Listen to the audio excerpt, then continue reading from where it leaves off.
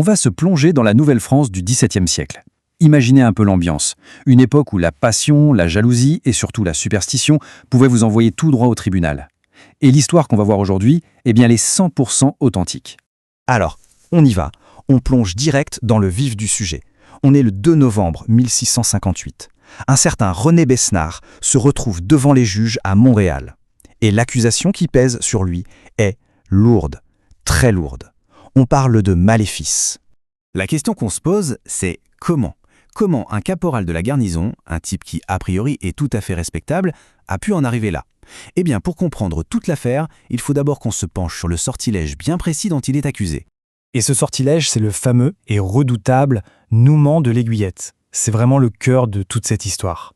Alors, le nouement de l'aiguillette, qu'est-ce que c'est exactement ? C'est un sort, une malédiction populaire dont le but était simple et terrible. Rendre un homme impuissant et donc son mariage stérile. Il faut bien se remettre dans le contexte de l'époque, c'était pas une petite affaire. C'était vu comme une attaque gravissime contre la survie même d'une famille, contre son honneur.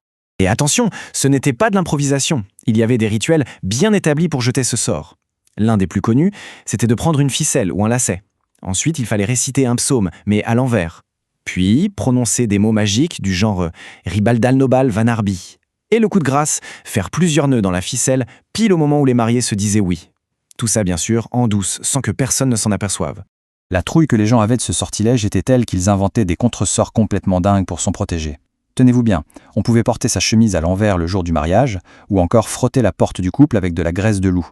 Et le meilleur pour la fin, uriner dans le trou de la serrure de l'église où le mariage a été célébré. Oui, ça peut paraître fou aujourd'hui, mais ça montre à quel point cette menace était prise au sérieux. Bon, maintenant qu'on a le contexte de la superstition, revenons à notre procès. Parce qu'avant d'être une histoire de sorcellerie, c'est d'abord une histoire de cœur brisé. Un drame très humain. Alors, pour y voir plus clair, regardons un peu la chronologie. Tout commence vers 1656. René Besnard fait la cour à une jeune femme, Marie Pontenier. Sauf que Marie en choisit un autre, un armurier nommé Pierre Gadois. Coup dur pour René. Marie et Pierre se marient en août 1657. Et à peine un an plus tard, pam, le procès commence. On voit déjà la fin de l'histoire ici. Le mariage sera annulé. Et c'est là que tout bascule. Juste après s'être fait rejeter, Besnard, probablement fou de jalousie, va voir Marie. Et il ne mâche pas ses mots. Il lui balance qu'il est sorcier et il la menace. Son mariage avec Gadois, il sera stérile. Il s'en porte garant. C'est à ce moment précis que la peur s'installe.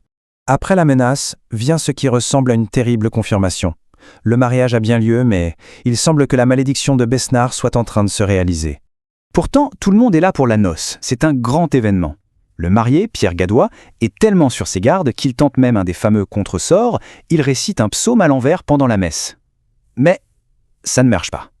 Les jours, puis les semaines passent et le mariage reste non consommé. L'angoisse monte d'un cran. Le couple est complètement désespéré. Ils font même le voyage jusqu'à Québec pour obtenir une seconde bénédiction de leur mariage, en espérant que ça brisera le sort. Mais là encore, rien. C'est un échec total. La malédiction semble plus forte que tout. Et c'est là qu'ils prennent la décision radicale. Ils vont porter plainte. Nous revoilà donc au tribunal. L'histoire intime du couple est maintenant étalée sur la place publique. Et on peut s'attendre à des révélations et des rebondissements assez surprenants. Et là, on arrive au moment le plus croustillant, si on peut dire, de tout le procès. Le témoignage qui a dû faire jaser tout Montréal. Besnard lui-même avoue avoir fait une proposition très spéciale à Marie. En gros, il lui a dit « Si tu couches avec moi, ça lèvera la malédiction et après tu pourras enfin consommer ton mariage avec ton mari. » C'est un chantage absolument incroyable, déguisé en solution magique. Évidemment, au tribunal, c'est parole contre parole. D'un côté, on a Marie qui jure qu'elle l'a rencontré en secret uniquement pour le supplier, le prier de défaire son sortilège. De l'autre, on a René qui affirme que c'est elle qui n'arrêtait pas de lui faire des avances, qu'elle essayait de le séduire pour qu'il vienne chez elle. Alors, qui croire ? Alors qu'il est coincé, Besnard sort une défense, disons, créative. Il dit au juge « Ah mais attendez, quand je me suis vanté de savoir nouer l'aiguillette, c'était une blague, je parlais du lacet de mon pantalon. » Un jeu de mots assez culotté, mais qui, sans surprise, n'a pas vraiment fait rire le tribunal. Le verdict ne se fait pas attendre. René Besnard est déclaré coupable. La sanction est double. Une amende très salée pour l'époque, 300 livres, et surtout, il est banni de la ville de Montréal. Mais le plus ironique, le plus fascinant dans toute cette histoire, c'est ce qui se passe après. Le mariage de Marie et Pierre est annulé à cause du maléfice. Et ensuite, Marie se remarie 2 fois et elle aura 11 enfants. Pierre Son ex-mari maudit se remarie lui aussi avec la cousine de René, l'homme qui l'a maudit, et il aura 14 enfants. Et René Bosnard, le soi-disant sorcier, banni, il refait sa vie à Trois-Rivières, se marie et a 6 enfants.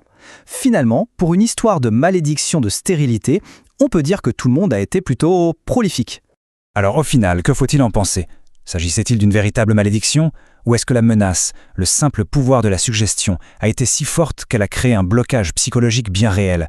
Ou alors, est-ce que tout ça n'était qu'une manipulation sordide d'un homme qui voulait à tout prix récupérer la femme qu'il aimait? Le mystère reste entier, mais cette histoire nous donne un aperçu incroyable de ce qu'était la vie, la peur et la justice en Nouvelle-France.